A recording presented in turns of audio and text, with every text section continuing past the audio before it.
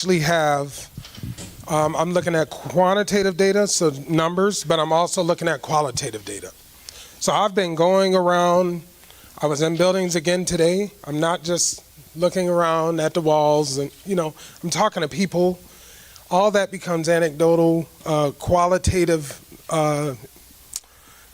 data, and writing it down.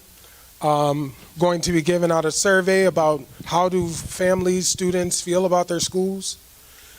Start hearing about that. Talking with principals, I already been doing some of that. Talking with parents, again, already been doing some of that. And as I get that information, taking all that data, triangulating it, like seeing how things are correlated and connected, and then actually by October, I would like to give a state of the schools based off of all of the information that I got. And hopefully, by that point, after school sort of starts and get off the ground, because September is a busy month, by October, really start with the strategic planning process so that we have some goals that we all agree on that we are going to accomplish for the kids by the end of the year. And then my goal is that at the board meetings, you start hearing progress towards meeting those goals. And you will constantly get the information. I plan on sharing monthly. I just talked with the communications team today. Monthly newsletter, a little weekly clip, sort of things that I already do in my district, which I found families are gravitating to, and just keeping the parents and families abreast of what it is that our priorities as a unified force have going forward. Thank you, because there is a issue of transparency in the community, and we really want to know where we are right now, as in October when you give this. We want to know where we are, and we want you to be candid, good, bad, or indifferent, ugly, or whatever. And then this is where we are, here's where we want to go, and these are the steps to getting there. Absolutely. We want very candid information and data. We don't want any sugarcoating, appeasing, beating around the bush, afraid to hurt somebody's feelings. Listen, I'm with you. Remember, I told you in the beginning I'm not a good liar? So I ain't going to tell you 100 kids reading that grade level and there's only 2 of them. Because what I'm going to do is, if the data comes out that there's only 3 kids reading that grade level, we got a problem.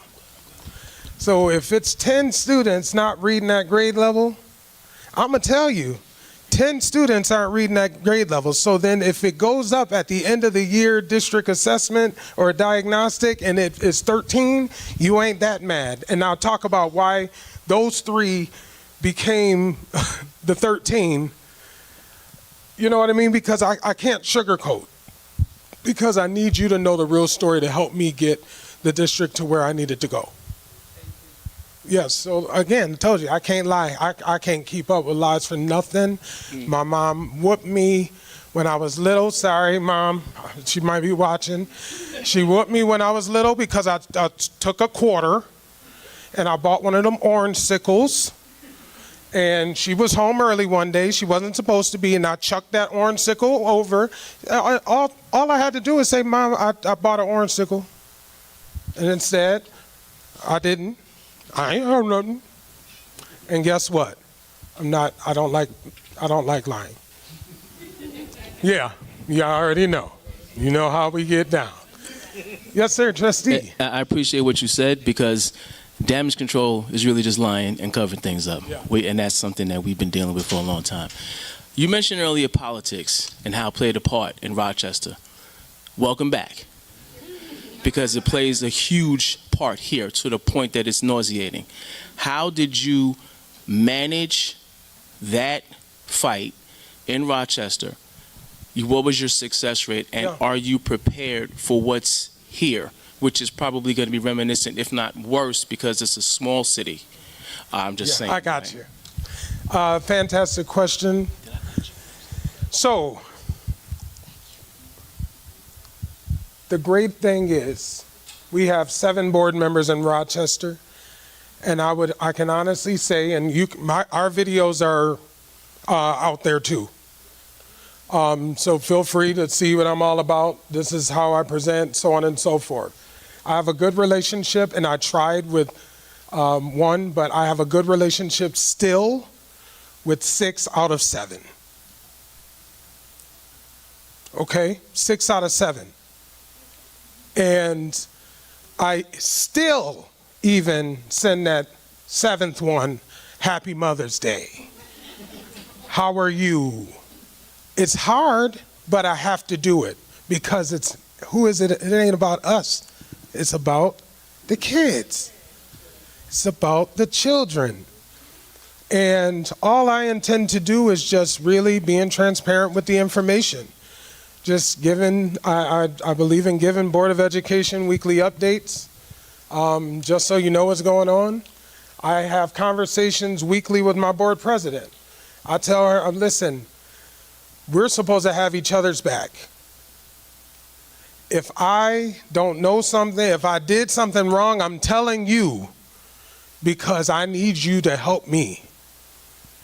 I don't want you to find out in the streets that something went wrong and then I'm like, I forgot to tell you. No, we have to have that honest, open conversation, and then we work to collaborate with the other trustee members or board members to ensure everyone has the information at the same time as much as possible. That is going to be extremely important. So even though I'm departing, I can get fantastic recommendation letters from almost all of them. They just went in a different direction. And you have to understand it's about the current climate as well. So my board also flipped. So those dynamics happen. And you can actually go to the video on YouTube, it's on there, in the January meeting, and see when it all happened. And when that happened, I was like, oh, so I guess maybe I'm not staying. Because those are the politic pieces. But I still maintained a positive relationship with them. Yes, I was absolutely hurt. I was hurt for the kids. It wasn't about me. I can get a job. Remember, I was telling you, ladies, I just wanted to be a what? Teacher. Could have easily went right back to teaching. But I knew I could do this. So I'm going to continue to be committed to this. Yes, ma'am. No, I enjoy listening to you. Oh, thank you. And to so hear sweet. some of the positive things that we can look forward to. Yes, I'm talking about you. But I want to say, I came here this evening almost with a broken heart, seeing that this might not be a school building going forward. In a neighborhood with apartment buildings around us of all kinds, with homes throughout this neighborhood, where we do sit on a street where there are houses on both sides, and a building with the beautiful motifs, with a strong building, with a happy building, and yet we're closing it.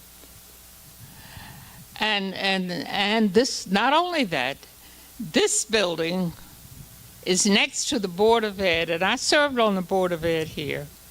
And there were many times when we used this auditorium because it was larger than the boardroom, which has a limited capacity, but we're letting it go. It's just like, it's over, I understand, but I hope that this kind of thinking never happens again. But this is a heartbreak, and I don't understand how good thinking could have brought us to this point. But I'm looking forward to good things. I enjoy your presentation this evening. I know people are hopeful, and I know the reduction of the numbers of children is at play, and I know that. And I know that people are getting old, and leaving the area for smaller homes and what have you. So all of that play into it, but new children, hopefully some would be coming. And the other thing, we have fed into charter schools by denying some of our children access to some of our special programs. I know a number of children who have applied to the Denzel School who've been rejected. So they've gone to a charter school.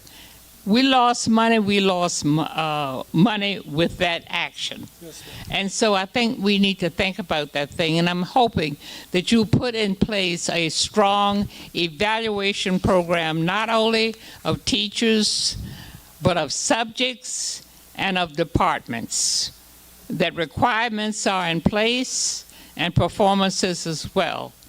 And where it's unnecessary, it does not need to be. Thank you. That was wonderful. Thank you, former trustee. And I appreciate your kind words.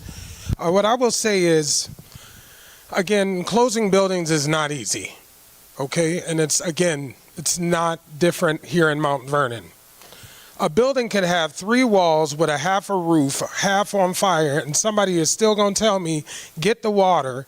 We need to put out the fire so the kids can be educated in that building. It doesn't matter, it's these bugs, right? Fruit flies, good Lord. So they like right in your face. So I'm trying to concentrate. So it becomes very hard when you have to select what places you're going to consolidate and move students. Again, I do need to look into that, okay? And I can easily, they're here for a reason, to get that information and really start asking questions. But the reality is now, how are we moving forward? Dealing with Mom's question, that's my biggest priority now. The damage is done. The 3 buildings are closed, or closing, excuse me. How are we going to make sure we acclimate the babies to their new building, acclimate the staff, the teachers to their new building, make sure the shuffle is as seamless as possible? That's going to be most important. But then, in Buffalo, when I was a principal, one of the things that was happening is we was starting to create, remember I said I had a receivership school in Buffalo? You ever hear about a receivership school? Y'all know what receivership is. Oh, it is a receivership school? Meaning you've been doing real bad, real long, over 5 years. But I'm going to tell you this. You ever heard of a receivership school with a wait list? That part. I had a wait list in my school because we were changing the narrative, the instructional programs, starting to make things attractive. I told you about the arts. I had three music teachers, 2 band teachers, 3.5 gym teachers or PE teachers. Those were the commitments I made to my students. I started having Spanish started in K all the way up. Those were the things that I was doing to attract kids to my school, attract parents to my school, and really engage them as partners in academics. Parent-teacher comment wasn't, that was different in my building. You don't just come in and hear about how great little DeMario is. He got all A's, and then that's it. No, our parent-teacher conferences bring all the families into the school. We say, these are the strategies that we're learning in reading. Here's a kit, Mom, that you could take home to practice with your child. Here's the progress updates. You can read that on your own. If you have any questions, there we are. And then we got that engagement with our families working with their own kids at home. Those are the things, like I'm telling you, I was starting to bust at the seams. I had to cut off 3rd grade. Couldn't bring any more sixth graders because I had the teacher that with the highest writing scores in the district at my school. Like, those were the things that were happening. We have to be sure that we continue to highlight those images. Who knows? I saw that Denzel Washington, again, I told you the auditorium was beautiful. It's freezing in there, but it was beautiful. But programs like that, if it's highly subscribed, you replicate them or you expand them. So it's now going to be 7 through 12, but where's the arts, the heavy arts impact pre-K, and this is a pre-K district. We have to keep that in our vocabulary. Pre-K 12, okay? Pre-K to 6, where are we like starting to try to get some feeder patterns going? That's how my brain be thinking, like when I be just in the middle of the night waking up, yeah, and I start jotting down. That's what I'm doing, man. And I promise you, you never know. As you mentioned, this school may become Denzel Jr., you know what I mean? I don't know if he got a junior, but it could be the little Denzel, little School of the Arts, you know what I mean? So you never know, but again, the thing is, let's be so strong in our messaging and our push for high quality academics that we bring folks back. And then we start strategically thinking about what this school is for. Sorry, I went to Denzel Washington, and I heard about the stigma. Ain't nothing wrong. But how do we enhance that CTE component and make sure the kids feel safe so that they want to be in that school? And it don't matter if you didn't get in here, guess what? You got another great option. There's that STEM today, same thing. Same thing. It's about quality. I did not go to the best schools until I got to high school. I was right up in the hood, getting bullied. Those are the things that happen at schools. I just worked hard, I had good grades, and I was able to test into a school. But tests in schools only have a certain amount of spaces. And then you also are now creating inequities for students with disabilities and English language learners. So we have to think about all these things. Think about all these things. All right, so really quick, I'm just going to let you know the reason why you're going to keep hearing about these buildings are closed. 2 of the buildings that were closed, even though the downward enrollment, the data that was presented didn't line up with the reason why the buildings that were chosen to close were chosen. That's why you're going to continue to hear it for Parker and this building especially, because there's other buildings in this district that are in worse condition that are close by as well. So that's why you're going to continue hearing that. But you mentioned earlier something about your relationship with the board.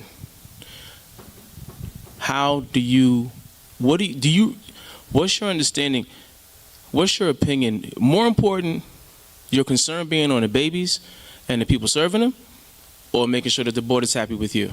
How do you walk that line? And which line do you walk more on? The line I walk more on is making sure the babies are happy with the decisions that I make. But at the same time, I have to be in service for both. It works in tandem. And there's no denying that at the end of the day, I have a group of 9 individuals that are supposed to act as one, that are there to supervise me. I have to keep that in mind. I have to develop mechanisms on how to make sure you're all engaged. You all know my next move, my moves of what I'm trying to do, so that we continue to move the ship forward together. We can't move together with contention. My biggest thing is, too, understanding that people are watching. What is the message that we're putting out there? Staff is the #1 viewers of board meetings. We got to be careful about what we say. We have to be careful about what we do, because we want to keep the image very positive for the district. And once we get into the groove, you're going to see, you're going to be like, I'm driving with them. And that's my #1 goal, but it's about kids. Remember, I said I make decisions about kids. And maybe that's why I said I only have 6 out of 7. 6 out of 7. Because it's about making decisions for kids, the babies. Hi, I'm Yes. Karen Wheeler Love you. again. You're fantastic. She is fantastic. She made these little, okay. I am, Just to get me happy. for who doesn't know, I'm excited because I'm a Rochester person. That's my hometown, so I understand, and I have family there and everything. There are two things. I believe in the arts, wholeheartedly believe in the arts, and as a child, I was painfully shy, and it's the arts that brought it out of me. And one of the things that I've seen at DWSA, because we have been, until next year, we have been 6 through 12, and you've met our teachers, which are fabulous. I understand that our elementary students, because I've been that teacher, the arts in our district wasn't what it used to be, and that is a concern. So I think that in order for that to build through, that should be in every building the way it used to be. Our students in kindergarten and first grade used to do flutophones. It used to be very different. My concern or my question is I love all the engagement, but I feel like the thing that has been left out has been students and teachers in the conversation. If you want to know what's happening in the classroom, ask the people who are with the students all the time. And over the years, I've seen that become less and less important in this district as a whole, that I think when you're having these conversations and visiting people, are teachers part of that?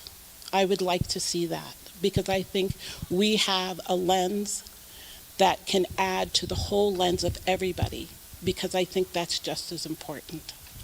I love that. Thank you. And thank you for all you're doing at DW Denzel. But this is also one of my schools too, and I'm very sad to see it. Well, This is also one of my remember, I schools. told you it could be 3 walls, half a roof on fire, and people gonna want to save it. I know what you mean. I promise you. We sitting there swatting gnats, and y'all say, I want to say, I get it. Trust me, I get it. I promise. I like joking around sometimes too. It lightens up the mood a little bit. Maybe it's too soon. Sorry. But anyhow, I do include teachers on my talks. Hence, we talked. That wasn't fake. That was for real. When I go in, guess what? You know who I ask about building safety? You know who I ask how the building is in terms of safety? The security. So tell me, so-and-so leave that office? We out on the floors? Because that's how I was as a principal. I had a rolling desk. People was like, oh, Mr. Strickland coming. That's when I was Mr. And I was out there and about talking to kids, letting them know who's there for them to be successful. Those things had to happen. Today I engaged with 2 fantastic students at Rebecca Turner. They stopped us. We were on a tight schedule. And guess what? I knew we had to go. But no, when a kid says, excuse me, mister, may I talk to you? I'm stopping and I'm gonna listen. And I'm telling you this, you know, I have my thoughts, and I said I understand why certain things were done with that school, because it is some slight segregation of kids, but I understand why they're in that building. But how are they having access to high quality programs? That's very important. We gotta make sure. But I also gotta think about the stuff that they told me. They told me about their beloved counselor. You know what? We know we have to go to Mount Vernon High School, but can we take our counselor with us? She's like our mom. Like I heard that plain as day. Then guess what? I had the nerve to go to Williams, and he there picking up his little sister. He was like, hey, he remembers me and I remember him. This is real for me. This is real. So I said, I don't just go into these schools and say, student voice, student voice, student voice. No, I really mean that. I want them to give me the down and dirty. Tell me what's going on. When I go in that class, I don't want, no offense, teacher, I don't want you to say, well, I'm teaching this, this, and that. No, I want to ask the kids, what are you learning today? And they should be able to tell me what you're learning if you're doing what you are set to do. And guess what? If they can't tell me, it's okay. We're going to work on strategies on how you are going to get students to understand what standards they are learning. That's it. That's all. But I hear you. Teachers are, listen, my favorite job as a teacher, I will never forget it. It's my number one. I'm teaching now. I told you, y'all got homework already. For those of you that came in late, it's okay. Your homework is 5 people at the, what school next? Graham School. Sorry, Graham, if you are here from Graham. I did not get to your school yet, I promise. But 5 people, 5:30 to 7:30. 5. Yes, ma'am. Hi again. I do appreciate you talking about the kids because I think the conversation has too long in this district been focused on things that are not the children, and it should be primarily the children, but the conversation also needs to be focused on the teachers and how we're going to keep our teachers. You talked about a lot of transition in Rochester, and our teachers still don't have a contract, so I'm just wondering, what are we going to do to keep our teachers and give them what they need to actually teach our children? So again, you know why I left the charters? Because we weren't in a union, and we weren't able to, like, we didn't have a true contract. Okay, that's why I left the charter.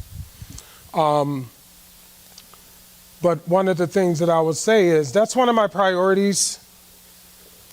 I already know about a happy workplace. I'm trying to settle our contract before I leave for the Rochester Teachers Association.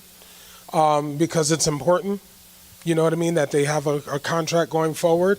And I know that's the number one thing that really is going to say, you know, besides thank you, because that's one thing I do too, thank you for what you do for the kids. That thank you is not enough all the time. It needs to be accompanied with a fair contract. I know that that needs to happen. That's going to be one of the bigger things to retain folks, especially in a very competitive Westchester County. I know what we're competing against.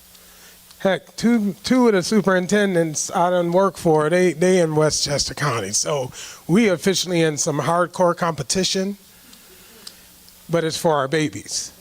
Because I want to be like, my babies, sure enough, tore your babies up.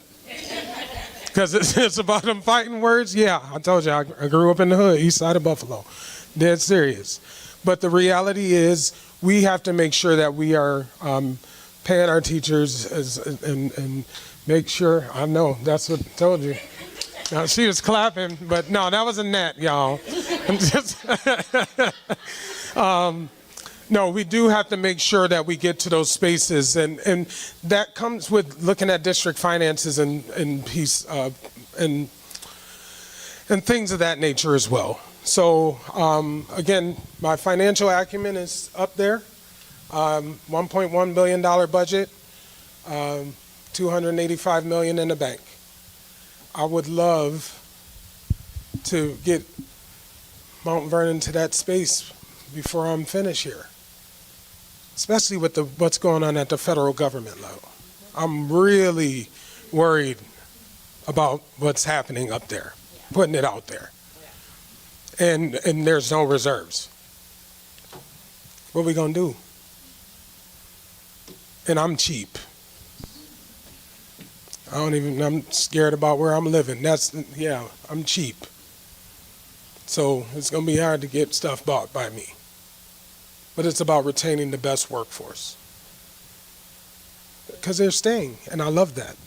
You know, people are telling, I've been here 28 years. I talked to a teacher today. I'm like, hey, in the same building. You know what I mean? That you don't get that. And that's something that we need to be used to. Like, we're teachers, they done taught their kids and their grandkids and so on and so forth. So, okay, you're welcome. Welcome, Dr. Strickland, and thank you. Again, my name is Nicole Urel Henry. I am a parent of 2 special education students in 2 separate schools, one being this school and one being Traphagen. My question is, if we're leading from the children's first lens, what is a comprehensive plan for what's going to be done for the mental and social emotional needs of the young people? There are 3 schools closing. There's the expectation that these kids are going to be losing their communities, their teachers, their friends, because we've been told very little. There's been very little transparency. There's been very little forthcoming understanding of what's going to be next and how kids are going to be redistributing among schools. And exactly, I was going to, there's even been talk of, if they send you to a school that's out of your area, there's still not going to be bus service provided, even if we put them somewhere out in the area. So all of these factors taken in, understanding that while I believe in the resilience of the young people of Mount Vernon, I think it's not fair to lean on the resilience of children. What is going to be the comprehensive plan for how we're going to make sure they're being taken care of socially and emotionally, how they're being taken care of mentally, how they don't feel abandoned, how they don't feel separated, and how they don't feel that they're essentially a child on an island without any support because things have been thrown in flux and because we have been met with a lot of contention, a lot of misinformation, and just a lot of, we don't know. And I just want to make sure, I first and foremost always going to make sure my kids are going to be mentally well. I can't do that without information. So I just want to know what is the plan looking like going forward? I do understand things still need to be done and set in place, but what is going to be the plan to make sure our kids are solid emotionally, solid mentally, solid socially as these plans go forward? So it's good. I'm just taking your notes, and again, I haven't studied what has been done. I'm just really thinking about what's going to get us to school opening. So the fortunate thing is cabinet members are here. I'm sure they're hearing things, and I will have just a few questions about things we did. So one of the things we did was we made sure that we brought our social workers in with our school counselors, not guidance counselors, school counselors, and made sure we trained them on, just providing circles, things of that nature, really making them equipped to talk about grief and trauma and loss, because that's what it is in a sense, you know what I mean?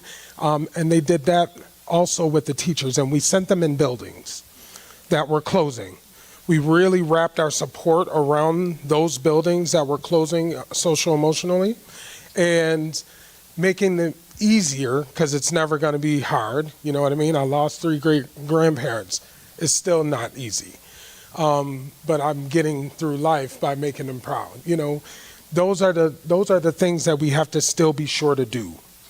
So we have to still be sure to wrap around those 3 buildings, get the resources into those buildings where we can have conversations with those students that may be in need, conversations with teachers, the principal. Sometimes, we had principals grieving in Rochester.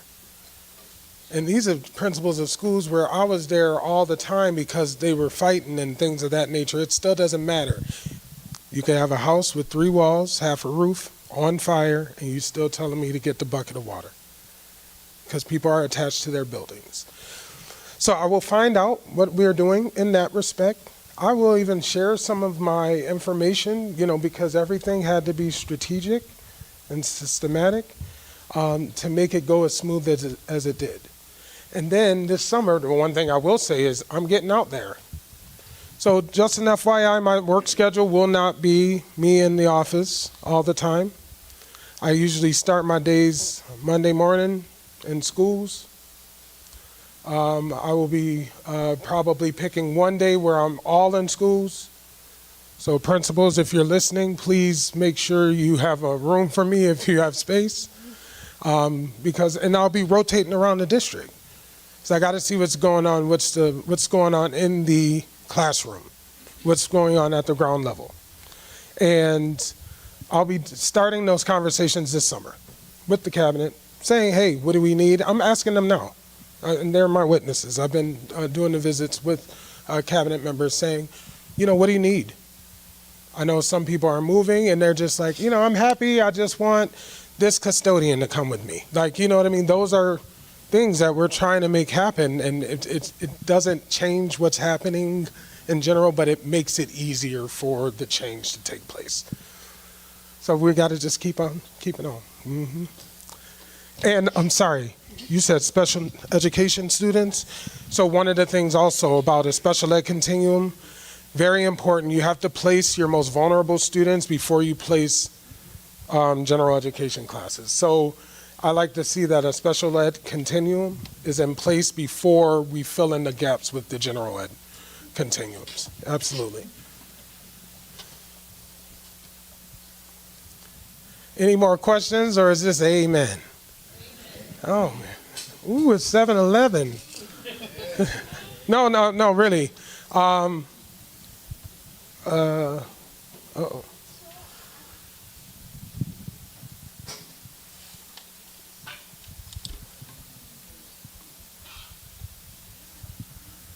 Okay, so this is awkward turtle. That's what I do. I'm like, awkward turtle. Again, I said I like to lighten the mood when it gets a little okay. I will be around for a little bit. If you want to come up and say something or offer, just please know that other people might want to, so you don't, try to take all the time. I'm just trying to be nice, don't know how to say it any other way. But I'm here to listen. I'm excited to serve, okay? I just need to keep mentioning that I'm excited to serve. And that's something that I will do. I will do it with grace, integrity, transparency, and a little bit of laughter, because I do believe joy belongs in the workplace, joy belongs in these schools, joy belongs in this tense room when that question comes. Like, we have to bring joy into place. We even laugh in church, y'all. So why don't we want to see babies laughing in the schools? We need to see that. And I like to crack a joke. I can't be somewhere all day frowning. All right. Thank you. I'm happy to be here. Y'all making me more happy to be here. Thank you. All right.